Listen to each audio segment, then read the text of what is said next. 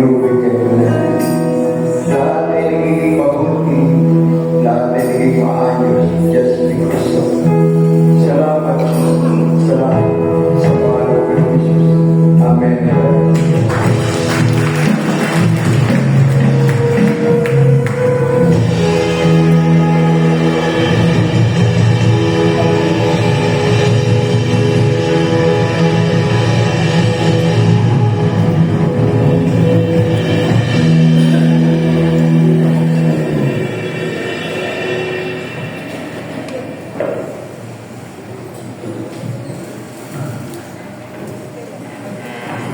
Amen. Muli po ang Diyos. Muli po ay isang napagpalang umaga sa pag-usapi. Pinagpalang po natin umaga.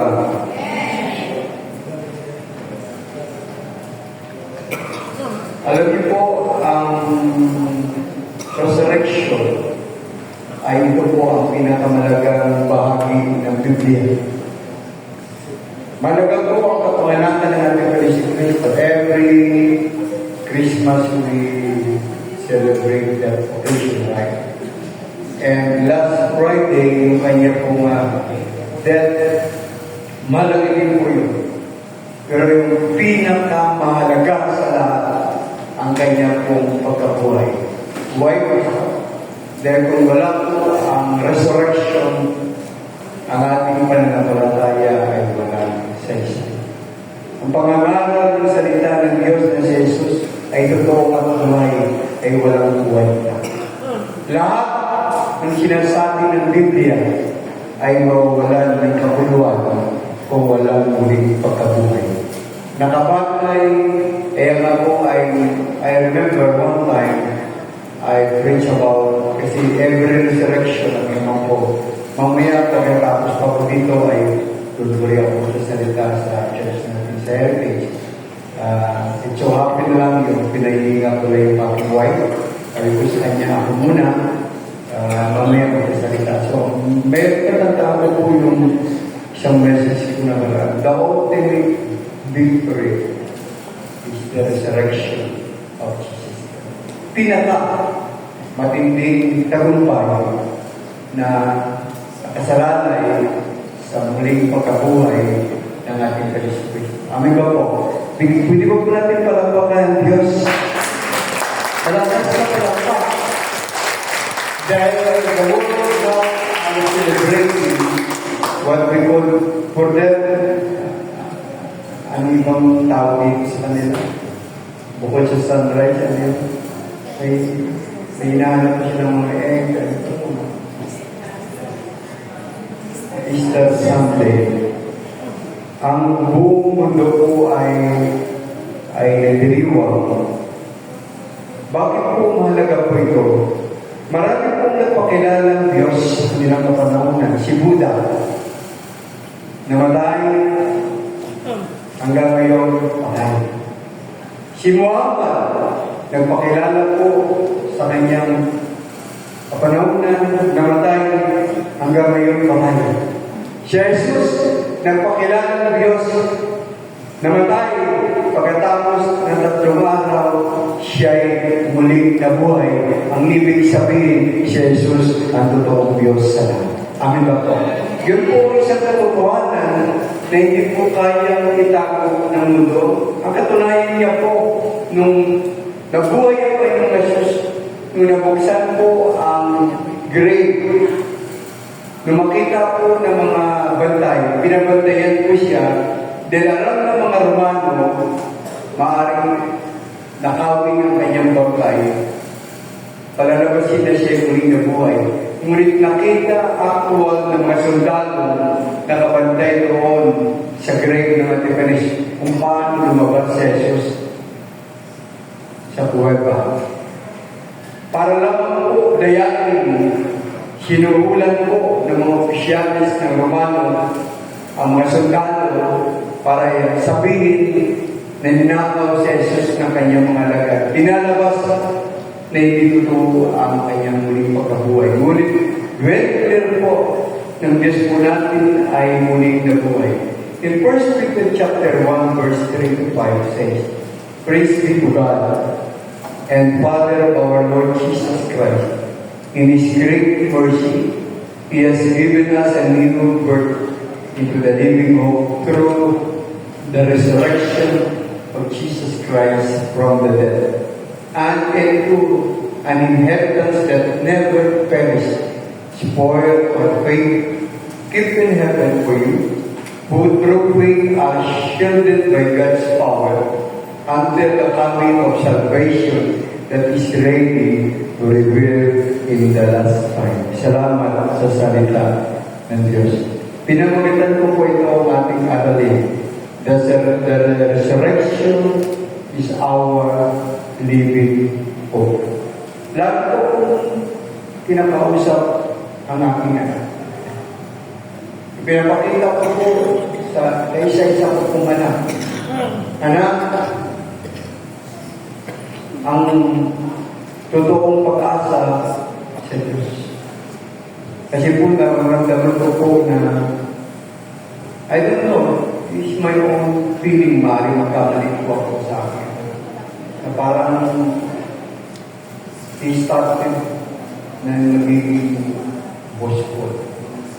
Dahil sa lahat na kanyang tabas bilang engineering student, siya po pinakamalaking sweldo. Sabi ko, anak ko, may pagmalaki. Ipagpasalamat ko sa Diyos. Isaling mo ang kinabukasan mo sa Diyos. Hindi sa tinanggap mo yung sweldo. Dapat buong-buo ang pagpapasalamat sa Diyos. Natutuwa kami ng mama mo sa you are receiving a good amount of salary. Pero kailangan i-correct mo ang sarili. Ano nga ang natanggap mo, dapat sa Diyos ang makulit. Amen ba po? So, patuloy po namin pinagtutulungan ng aking may bahay, ang aming anak na ipakita na ang kanyang success ay mula sa Diyos. Dahil sabi ko rin, make people today anchor in their hope in dead hopes. Maraming mga tao sa panahon natin naka-angkla ang kanilang pag-asa sa patay ng pananampalataya. Ano po yung patay ng pag-asa? Number one, hope in money. If your life anchored your hope in money, that is dead hope. Mali, patay na pag-asa kapag ang iyong buhay ay nakatingin sa pera. Bakit? Ang pera ay madaling mawala. Kahit gaano ka karami ng pera. Madalas ko kong naalala, meron pa akong kumakanak na super yaman. Sobrang yaman. Pumasok po ang karamdaman, isang karamdaman lang sa ama ng tahanan. Ang lahat ng yaman, gumuo, naibenta, malaking bahay, naibenta sa sakyan, ang kanilang bank deposit na wala lahat hanggang bumalik sa wala. Ano ang ibig sabihin? Hindi mo pwedeng i-rely ang iyong pag-asa sa pera. Every time of the day, mauubos at mawawala ang bagay na yan. Kaya tandaan natin, ano mga resources here on earth, that is only temporary. Ang pag-asa ko, ilagak natin sa Diyos. Na siya, pinagagalingan ng lahat ng biyaya dito sa lupa. Ang tao nga binabaliktad. Ang hinahanap ng tao ay blessing, hindi po yung blessing. Binabaliktad ng tao ang kanilang pag-asa, nakatingin po sila sa pagpapala. Hindi nila nakita kung sino ang nagbibigay ng pagpapala. Nung ako'y kabataan, nagtrabaho din po ako. Kapag nag-offer sa akin ng sweldo na maganda, kapag may linggo, crush ko yan. Reject ko kagad yan. Kahit malaki ang offer, hindi pwede papalit ang linggo sa Diyos. Ang linggo para sa Diyos. Sabihin mo sa katabi mo, ang linggo para sa Diyos. Nakakatakot lang, right? Nakakatakot. Lalo na kapag I remember that time, breadwinner pa ako ng aking family. Pero hindi naman po kami pinabayaan ng Diyos. We survived more than pala po hanggang sa kaya very strong po yung aking pong crusade about po sa tinatawag po natin na tamang paningin sa pera. Ang pera po ay maganda. Ecclesiastes declared that ang nagpapasaya sa tao ay pera. Tama po yun. Pansin mo kung wala kang pera, kalungkot. Lagi yung mga nanay. Pansin mo mga nanay niya, pag walang pera yan, parang may trataso yan. Bakit, Pastor? Sila po kasi ang nagraran ng kanila pong family, right? Bakit kung walang pera? Tama. Masaya ang maraming pera. Tama ba po? Kaya lang po tayo nangangarap na gumanda ang buhay upang ma-enjoy po natin ang buhay po natin dito sa bagong na lupa. Pero kapag yun ang paunang dahilan at doon nakapako ang iyong pag-asa, yun po ay patay na pag-asa ang sabi po ng Biblia. What else? Hope in the relationship. Minsan, nakabatay tayo sa magandang samahan ng tao, asawa mo, anak mo, boyfriend, girlfriend mo, whatever. Alam niyo po, pwede po yan sirain ng kaaway sa lahat ng sandali. What else? Hope in health. Hindi po natin pwede sabihin, malakas pa tayo ngayon, bata pa tayo.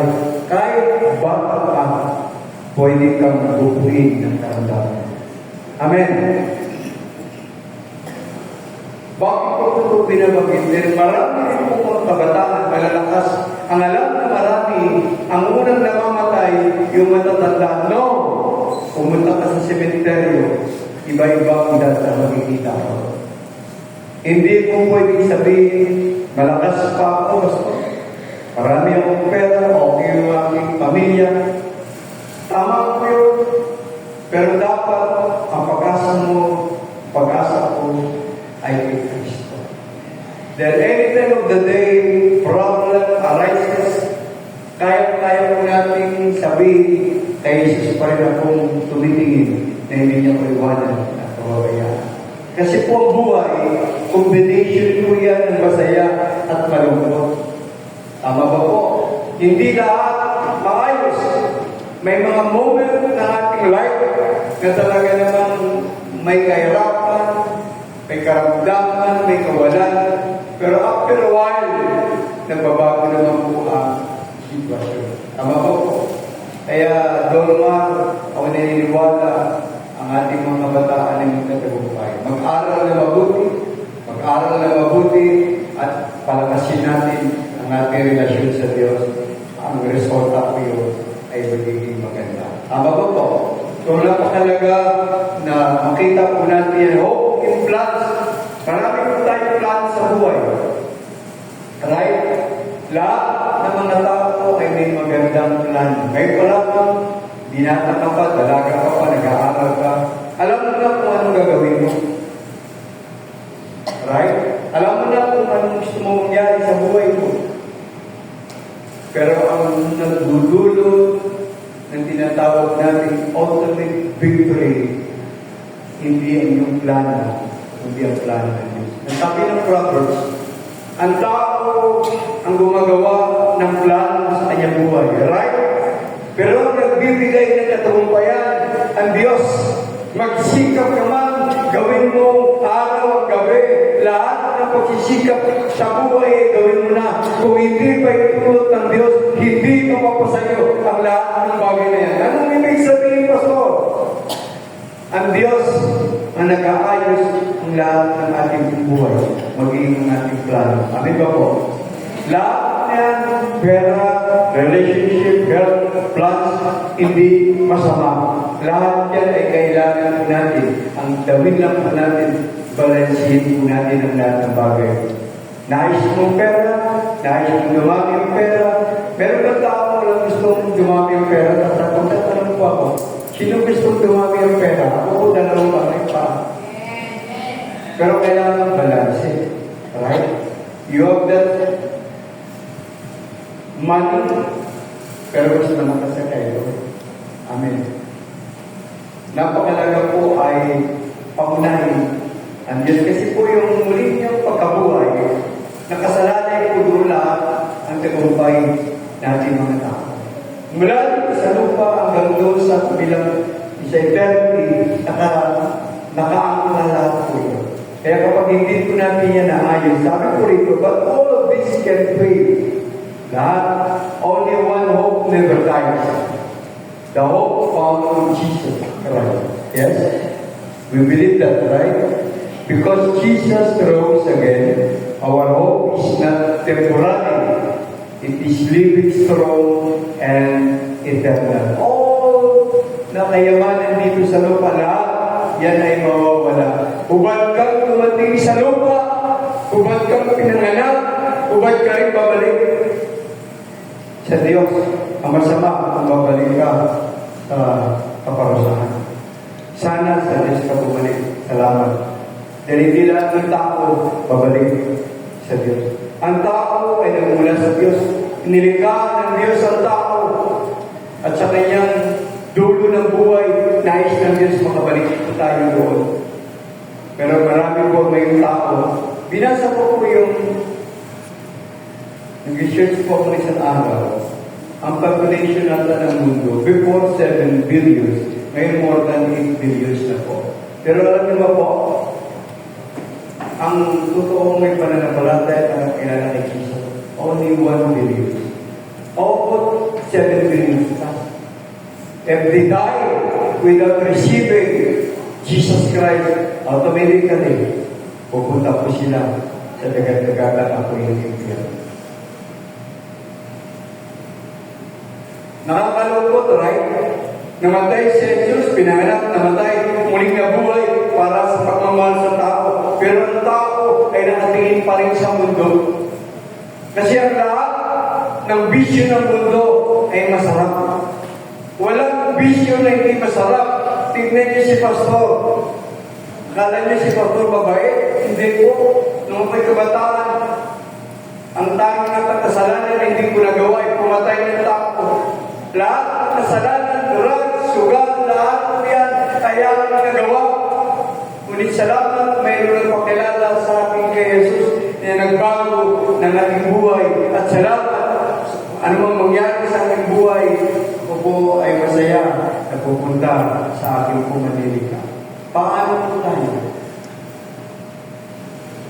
As I said, 8 billion plus ang tao sa buong mundo, 1 billion lamang ang nakakilala sa totoong Diyos. Paano po sila? Kaya hanggang ngayon, inahabol po sila ng Diyos na sila po ay makakakilala. Your failures don't define you. Of course, ang ating kabiguan, lagi ko sinasabi na ang failure hindi po yan katapusan ng buhay. Lahat ng tao na bigo. Amen? And your sin is not stronger than the cross. Kahit gaano pa, sabi ganda sinabi niya, and your sin is not stronger than the cross. Ano mo kasalanan mo? Namatay na si Jesus nung nakaraang araw, Friday, in-break natin yan. Hindi po yan, higit pa, eh kapag ang tao ay magsuko ng buhay, mamamangaka kung ano ang gagawin sa iyo ng Diyos. Marami na po kung nakita tao na talagang walang pag-asa, masama, sobrang sama.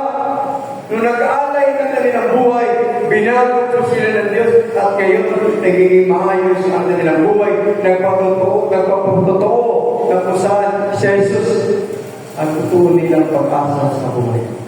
Nabuksan sa katotohanan na sila po ay makakilala sa pag. Ang sabi ko ito, God can restart your life. Kayang baguhin ng Diyos ang iyong kabiguan, ang iyong kasalanan. Kayang iayos ng Diyos ang lahat ng bagay sa iyong buhay. Hindi pa po huli ang lahat. Yun po ang tinatrabaho ni Jesus sa ating buhay. Bakit po? Lahat ng nilikha ay nagkaroon sa pamagitan ng kanyang salita, right? In the book of Genesis, Magkaroon na ganito, magkaroon na ganito, magkaroon na ganito. Lahat nagkaroon. Pero ikaw na tao, nilikha ka ng espesyal ng Diyos. Ibig sabihin, ang tao, ang pinakamalagang nilikha ng Diyos sa ibabaw ng lupa. Ayaw ng Diyos, ang tao ay mapahamak. Pero sabi po ng Biblia, ito the thief comes to steal, to kill, and to destroy. Sino yung thief na yun? Yung magnanakaw. Na-enjoy po ng tao ang kasalanan. Pero salamat kung magawa ng paraan ng Diyos ng tao po ay mamaya. So, God can restart your life. Kaya umpisa ng Diyos yung magandang pag-asa sa iyong buhay. Like a person waking up from darkness in the morning light, the resurrection means a new day has come. Amen. Ang muling pagkabuhay ay talaga namang magandang pag-asa yan. Lahat po tayo ay may pinagdadaanan. Problema, pagsubok, bisyo, whatever. Pero kaya yan ayusin ng Diyos. Naalala ko ng araw, ng aming kapanahunan, si Pastor po ang restorer ng lahat ng drug addict sa amin. Ako po nagtuturo kung paano maging addict ang tao. Dahil ako po namumulekta, nag-aaral ang kolega na po ako noon, nag-aaral po ako. Pagkatating ng biyernes ng gabi, namumulekta na po ako ng pera sa lahat, mula sa dulo, hanggang doon sa dulo ng aming lugar. Pagkatapos, bibili na po kami ng maraming tax. From Friday, Saturday, hanggang Sunday, uuwi na naman po kami ng bahay, Sunday na ng madaling araw. Ang mabuti lang po sa akin, hindi naman mabuti, hindi ko po pinabayaan ang aming pag-aaral. Kahit labo po sa pinibabawal na gamot, labo sa alak, lahat ng bisyo, pero po, pagdating ng madaling araw ng Sunday, nagre-review pa rin po ako sa aking pong exam. Kaya pagdating ng exam, minsan, nag-serve pa po ako sa final. Hindi ko po pinababayaan ang aking pag-aaral. Nandun pa rin po ang patubay ng Diyos, pero kalukuhan pa rin ito. May salamat, merong Jesus na nag-restart ng aking buhay. Sabi niya natin sa katabi mo, God can restart your life. Kaya yung pisahan ng Diyos ang buhay. Amen! Dahil na si Jesus ay muling nabuhay. Ang kanyang pagkabuhay, kaya niyang iayos muli yung ating buhay. Balik-uliko na buhay, problema na buhay, maraming bagay na hindi maganda, kaya pasimulan muli ng Diyos hanggang marating mo ang magandang buhay sa harap ng Diyos. Amin ba po? So yun po ang malaga. Pero po tayo ilang bagay na titignan kung ano pong kalagahan ng resurrection. The resurrection promises us an eternal inheritance. Ang resurrection daw po ay may pangako sa ating ng mga kayamanan na makarami. Ano po yun? Because Jesus rose, heaven is granted. In 1 Peter chapter 1 verse 4, an inheritance that can never perish, spoil or fade. Everything on earth fades. Right? Tama po yan. Lahat ng meron dito sa lupa ay kumukupas. Ang galing ay kumukupas. Ang kagandahan ay kumukupas. Ang kababuhan ay kumukupas. Tinitignan ko nga yung aking picture. Nagpunta lang minsan ng natin iba. Binigay niya sa akin yung picture ko. And that picture, yung aking edad, 25. During that time, I was in abroad for 5 years. Tinitignan ko, kapal pa ng buhok. Pero ngayon, ano nangyari sa buhok? Isa pala yung anak, ako na. Ako siguro kung naging tatlo, makawala na. Ayos na. Pero tinitignan ko mabuti. Ayos na. Ngayon ka, pag umaraw ko sa tao-tayo, sa tatak pa. Wala na. Upas na, di ba?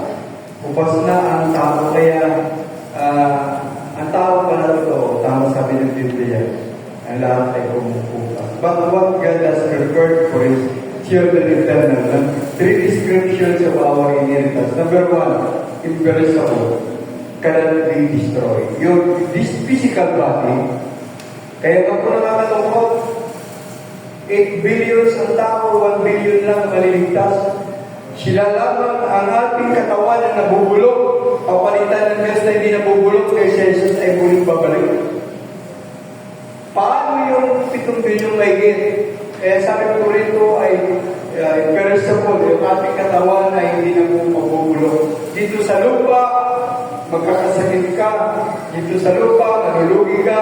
Dito sa lupa, mabibigo ka. Dito sa lupa, nahihirapan ka. Pero doon sa lugar na hinanda ng Diyos, sabi ng Revelation chapter 21, verse 4, wala nang paghihirap, wala nang sakit, wala nang karamdaman, wala na lahat ang panging na bagay ang matitira, ang mabubuting bagay. Salamat sa Diyos na hinanda niya po yan sa atin. Undefiled cannot be corrupted. Hindi po ito masisira. Unfading cannot lose its glory. Talagang nagbigay po ko dyan this world is not our final home. Sino naniniwala ko? Of course, kapag tinatanong ko po, sinasabi ko po yung heaven is the perfect place, pero pag gusto pumunta sa heaven ngayon, sigurado wala. Meron ba gusto pumunta sa heaven ngayon? Sigurado ba? Kasi gusto mo pa dito muna, di ba? Waiting for a while. Right? Bagamat perfect place kong heaven, pero sabi ko rito, this world is not our final home. We can endure now because eternally is secure. Maraming paghihirap ang mundo. Maraming hindi kayang ipaliwanag ang tinitirahan po natin mundo. Pero time will come, yung tinatawag na secured life in the hands of God. Dito, may kunti ka lang kabuhayan, papatayin ka na natawag ka na. Pero doon, lahat ng uri o ng kayamanan ay naroon sa kamay. Nagbibiro ako kaya may kape. Kasi si Pastor may sa kape. Nagbibiro lang po. Paano mo magbibigay si Lord ng kape doon sa iyo? Kaya na kape-kape na ako ngayon Pastor Red. Mga ganun. I woke up 4 o'clock and I rush to make a coffee while I'm preparing myself coming here. So, nakakita muna ako ng kape pero sa Red. Sana may kapit sa langit. Pangalawa, the resurrection turns our grief into joy. Ito po maganda. Ang resurrection ay pinipilit niya po, pinapalitan yung ating kalungkutan ng kaligayahan. The resurrection transforms our sorrow into victory. Yes, indeed. Matthew chapter 28, verse 5 is not here. Sabi ko, He has risen. Nung hinanap po siya ng kanyang mga lagad, nagsabi ron, wala na po siya dito, siya po ay muling bumangon at buhay. The tomb is empty. Ang kuweba ay wala ng laman. Tingnan niyo po kung anong klaseng himala mayroon ng ating Diyos. As I said kanina, si Muhammad, si Buddha, or other na mga nagpakilala ng Diyos kanina, they're all died. And they are not resurrected. But Jesus died, and after 3 days, He rose again. Ang ibig sabihin, siya ang Diyos na higit sa lahat. Kaya dapat lamang po natin siyang alayan ng ating pag-asa. Ang pag-asa ng tao hindi sa talino mo. Dahil kapag umasa ka din sa talino, one day of your life, ibabagsak ka rin.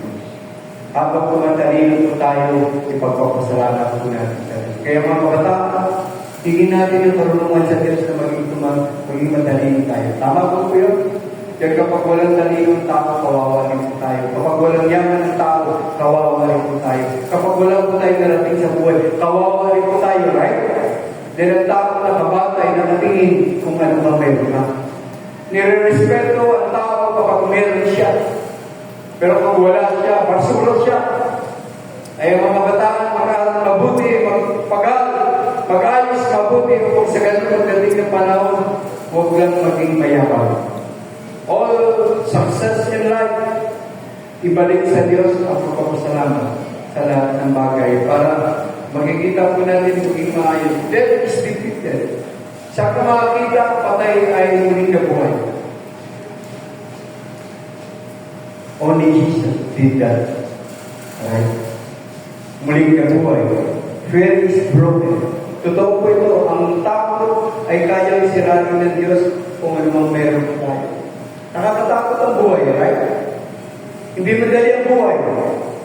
Malalaman niyo yan mga anak kapag kayo ay nagkapamilya na. Ngayon, ay pitik-pitik na magulang ko. Pag naging pamilya na kayo, malalaman niyo kung bakit ganyan ang buhay. Nakakatakot kaya ang buhay. Nag-aaral ka ngayon, maghanap ka ng girlfriend, boyfriend mo, nag-aasawa ka. Pag pumasok ka sa pag-aasawa, ang dami ng obligasyon. Nakakatakot ang buhay. Pero kahit gaano katakot ang buhay, huwag po tayo matakot. Mayroong Diyos na nangako. Hindi kita iwanan, hindi kita papabayaan. Ang malaga, i-angkot ko natin yung ating pag-asa sa Diyos na buhay. Another note, your faith may be real. Maaari ang iyong pasakit, ang iyong naranasan ay totoo sa buhay. Sabi ko kasi, pinachallenge mo kayo dati, yung nakaraan. Ako po ang tao na dumanas ng pinakamatinding hirap sa buhay. Maaari siguro kayo may pagkain pa. Ang daga may pagkain. Si Pastor Jonas, walang pagkain. Pumupunta ako sa church, nagpipisa ko. Ang church namin, kung sa yung merienda. Kaya, kinakausap ko na ko yung pamunuan ng dirigate. Sabi ko, free coffee, free pandesal every Sunday. We are preparing for that. Kung hindi yung gagastusan yan. Free coffee, free pandesal. Pag nagpipiriyan dyan, tayo ng kaanong kabataan, tumitingin lang ako. Wala akong pera. Pero sa church ako. Hindi mo kaya kumain kung nagutom ka. Pag lumunok sila, dinunok lang ako, laway lang. Subukan mo, pag lunok ng laway, subukan. Ganun kanira dati si Pastor. Pero hindi sa Diyos, God, change my life. At hindi naman po ako nabigo. Dahan-dahan,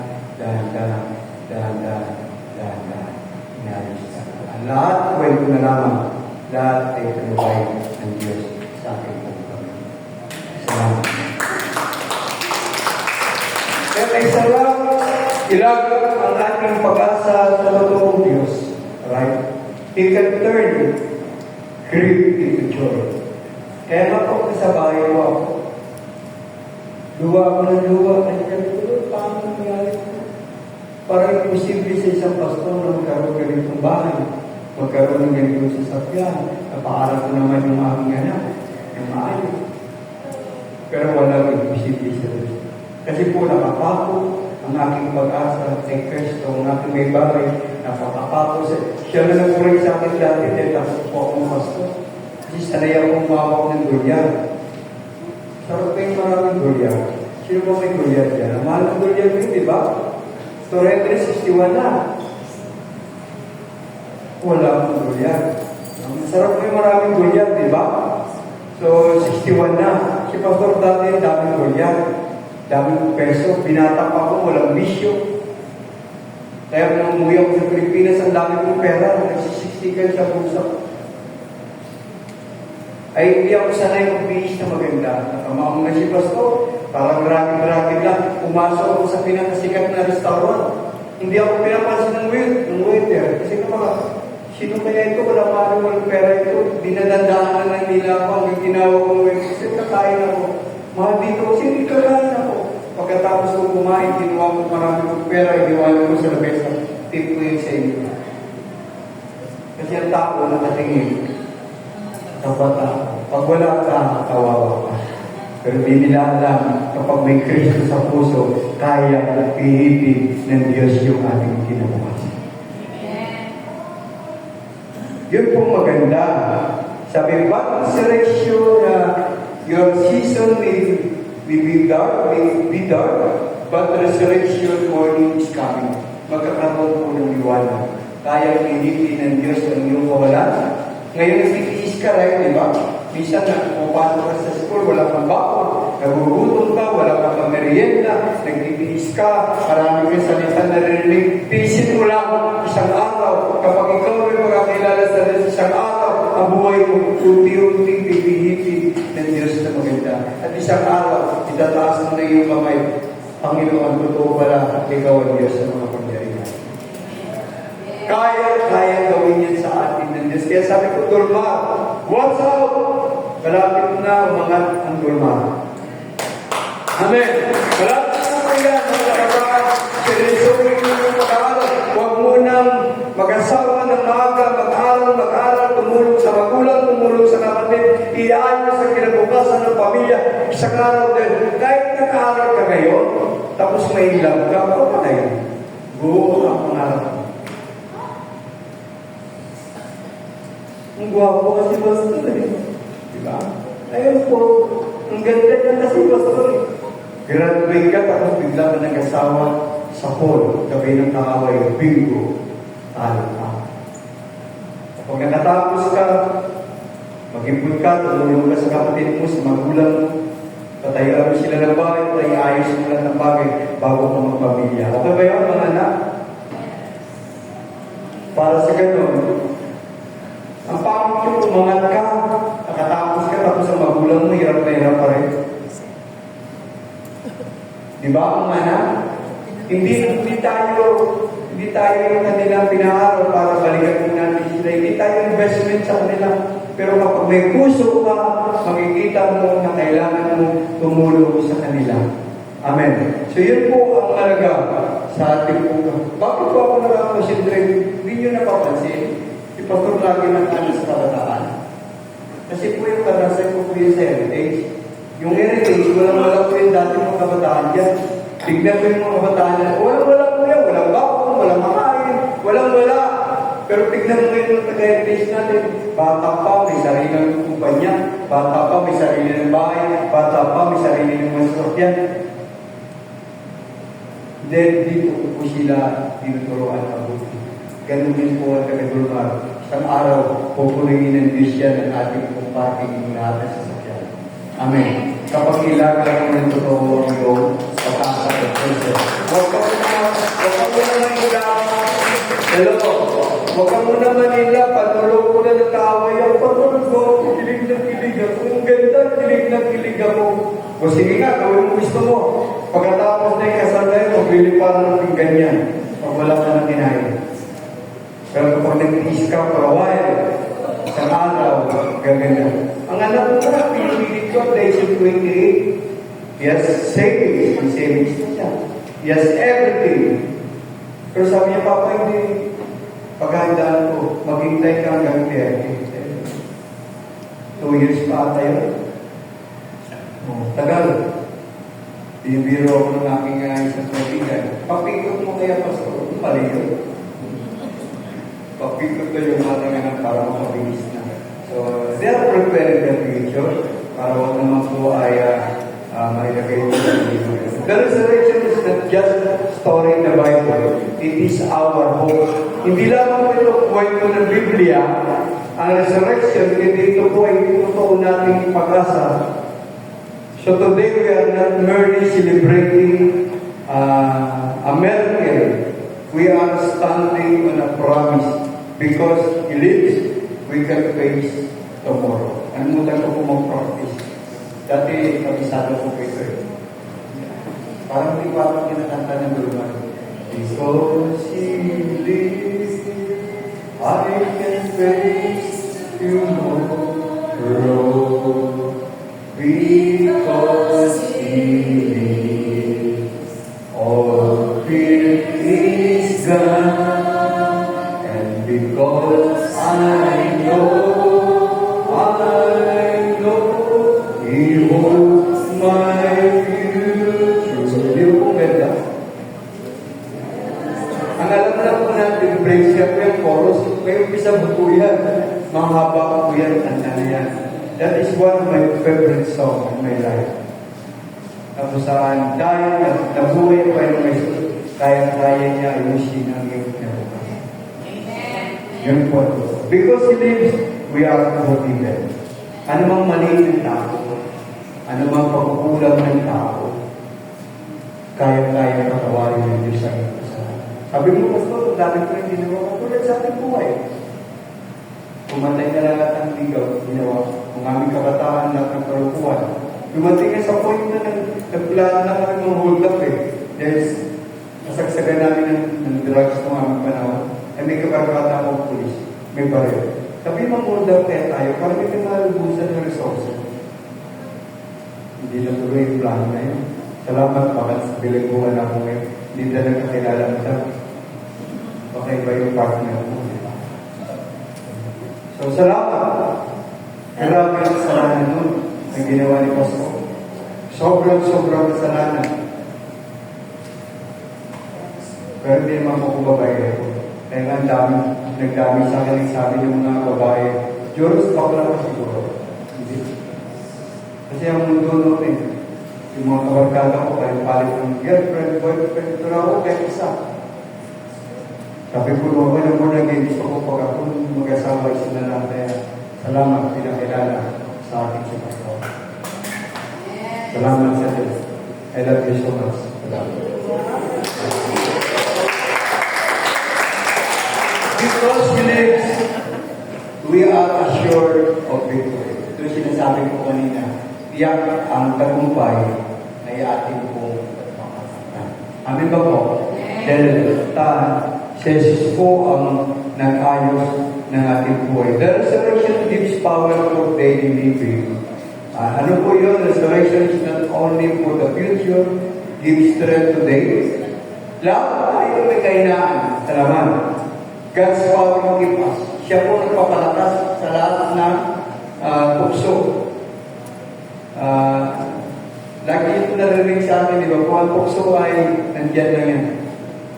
Lahat ng tukso ay masarap. Drugs, alak, sigarilyo, babae, lahat yan ay masarap. Right? Walang bisyo na hindi masarap. Pero sa dulo nun ay kapamakan. Ang gusto ng Diyos sa kanyang muling pagkabuhay, hugutin tayo. Sabi ng Jude 23, let's them on fire. Ang tao, kagawin mo sa apoy.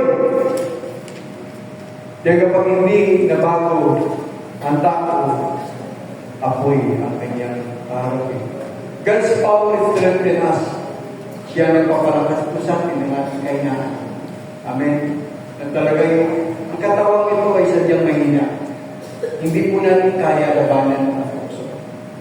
Malalabanan mo lamang kapag siya sa talagang kontrolado. Kaya sa aking buhay, yung aking prayer every day, Holy Spirit, govern my life. Holy Spirit, please. Holy Spirit, please. Holy Spirit, please. Take full control of my life. Dahil kapag hindi ko po yan dinideklara, kahit pastor ako, wala pa akong magagawa kay Satanas. Lahat tayo, nalala ko meron ako isang kabataan. Hinahabot ko niya. Dahil nag-aaral silang dalawa sa koleyo, na-news na boyfriend-girlfriend na sila. Pagkabi, madaling araw na sila nakikita. Kung saan lugar hinahabol ko. Sabi nila dalawa, Pastor, huwag po kayo mag-alala. Hindi po kami gagawa ng masama. Hindi po kami mapapahamak. Ang sabi ko sa kanilang dalawa, mga anak, naniniwala ako sa inyong sinasabi. May tiwala ako sa inyong dalawa, pero wala akong tiwala kay Satanas. Yun ang nga nangyari. Nagkasawa, hindi tapos pag-aaral. Ngayon, iwalay na. Sira pa ang buhay nilang dalawa, nasira pa ang buhay ng kanilang mga. Gusto ba po natin nangyari? Of course, no. Hayaan po natin ang ating kainaan, isuko po natin sa Diyos. God's power help us to stand. Only God's power can help us to stand sa magulong mundo. Ang buhay ay puno-puno ng hamon. Marap kayo sa akin okay lang po tayo. Kasi po, pag tinanong po tayo, how are you? Tayo mga Pilipino, nag-relate tayo. I'm fine. Pero yung puti, hindi ganon. I work there. How are you? Pag hindi po sila good, I'm not good. Pero tayo, magbabalag kayo tayo. Kamusta ka? Okay naman. Pero ang puso mo duguan. Marami kang problema. Marami kang inaalala. Pero sabi nga po dito, ang kapangyarihan na tutulong sa ating tumatag, walang iba ang Diyos. Bakit po? Lahat yan ay dinala niya na sa cross. Nung siya'y nabuhay, ang tiyak na tagumpay sa iyo na at sa akin. Di ba po napakinggan balita? You can endure suffering because Jesus is alive, and you can overcome temptation because Jesus is alive. Kahit ano ba yan? Kahit anong pang pagsubok, sabihin mo sa tabi mo, kaya mo yan. Ang pinakamahirap na pagsubok, pera. At pagsubok na sa pera, babae o lalaki. Amen. Kaya man ako sabihin si Pastor ng bakla, dahil naalala mo sa isang kwartong malaki, may lamesa, inaabot ako ng pagkagandang babae. Ipuntan na namin dalawa, buti hindi niya ako na-upload. Kung na-upload ako, baka mandilig yung aking paningin. Salamat. May Jesus na tumutulong sa akin. Amen. Takbo, takbo, takbo lang.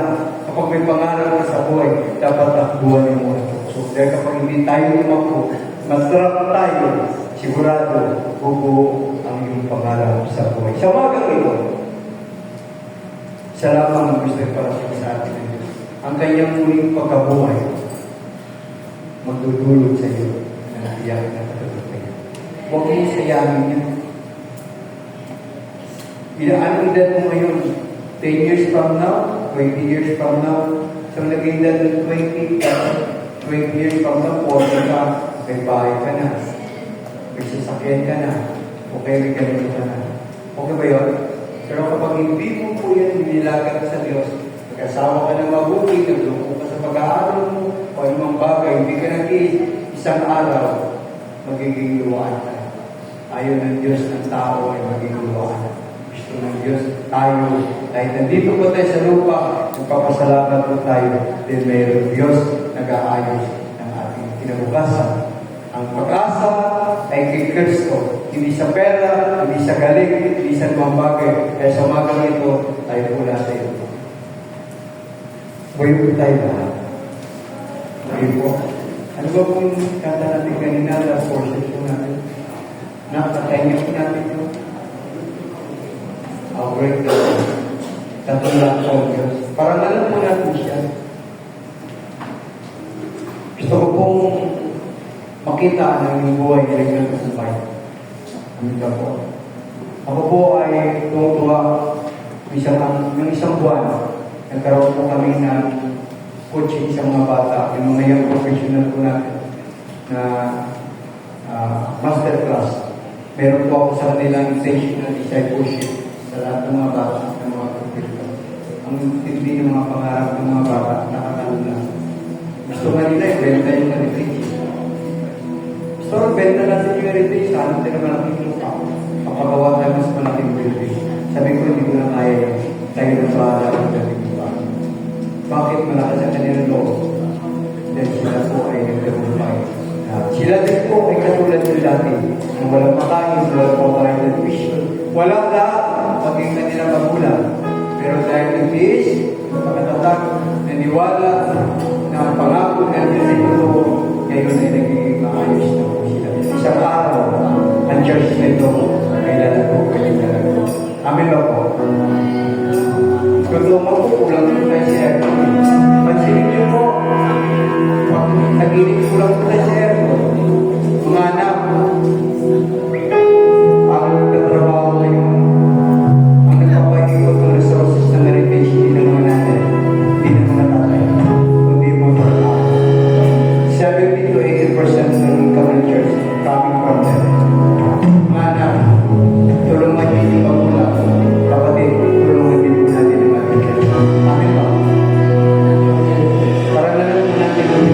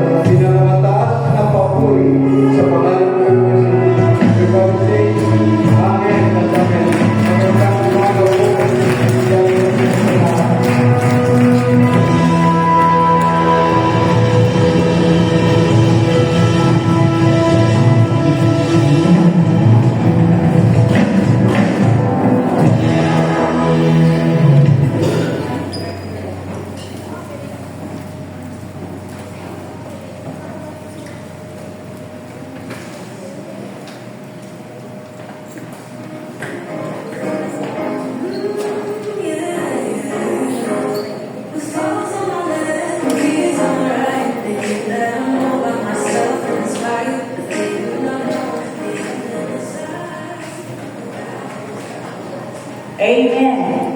Isang magandang umaga po muli sa ating lahat. Salamat po sa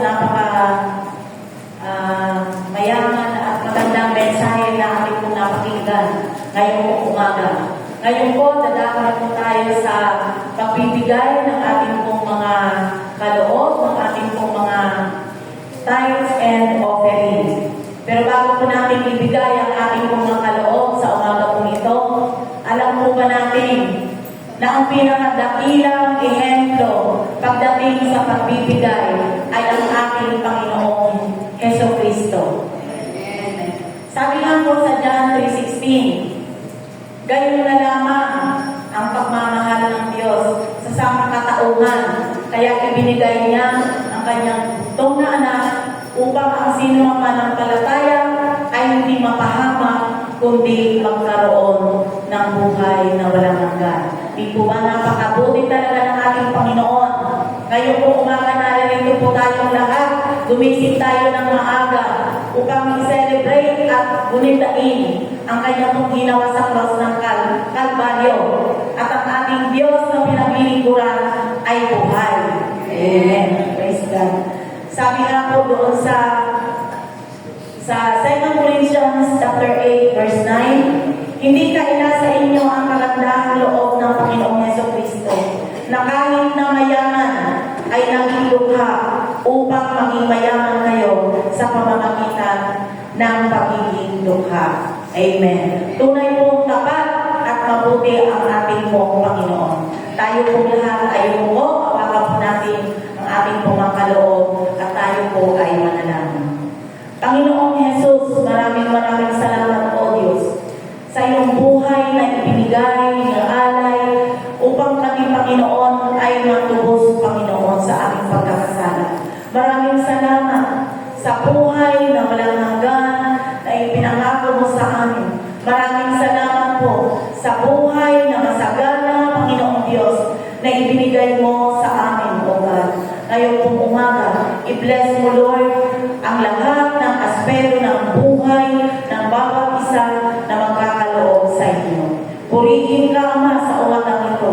Dakilaan ka sa iyong katapatan, kadakilaan, pagmamahal sa amin, O God, na hindi nagmamali. Sa inyo po ang pinakamataas na papuri. Pasasalamat sa mga pangyarihang pangalan ni Jesus. Amen. Amen. Sige po, tayo po natin ibigay ang ating po mga kaloob.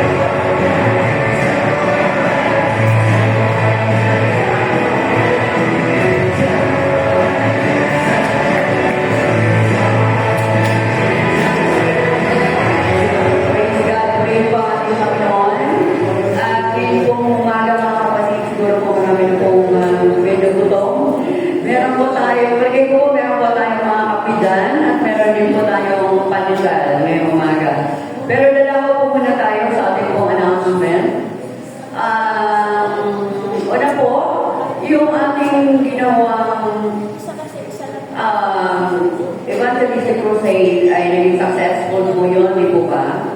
At meron po doon marami po tayong mga na-invite.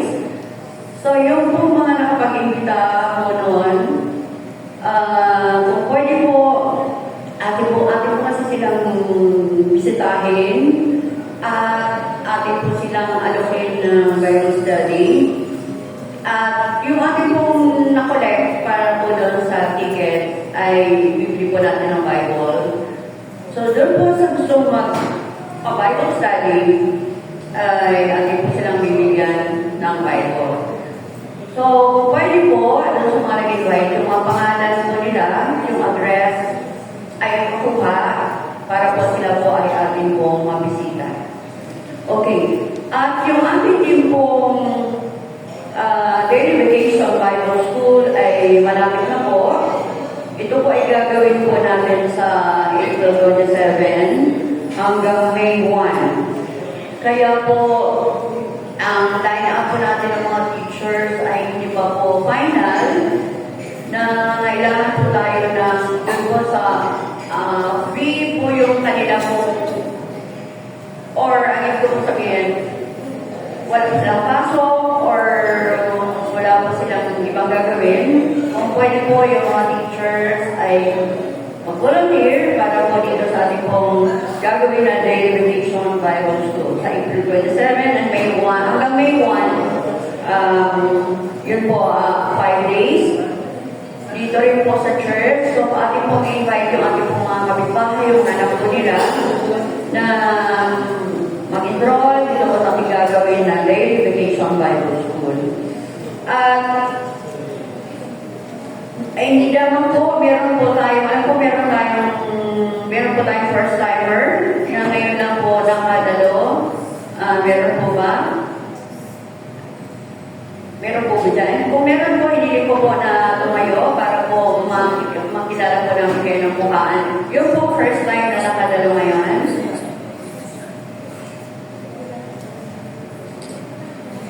Meron po? So, meron po dyan. So, meron pong isa o dalawa. Yung isa po ay yung pamangkin ko po na nasa likod, si Josmar Buya.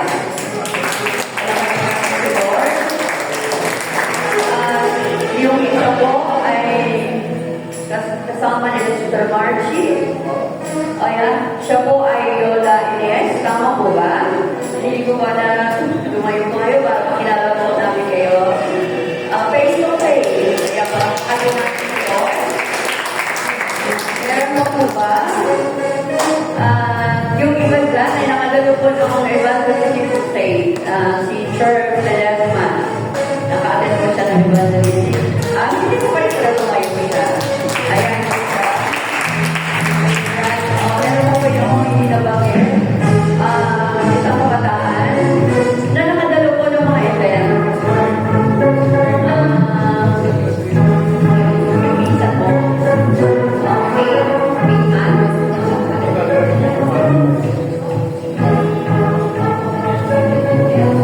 Chelsea? Pwede po tumayo?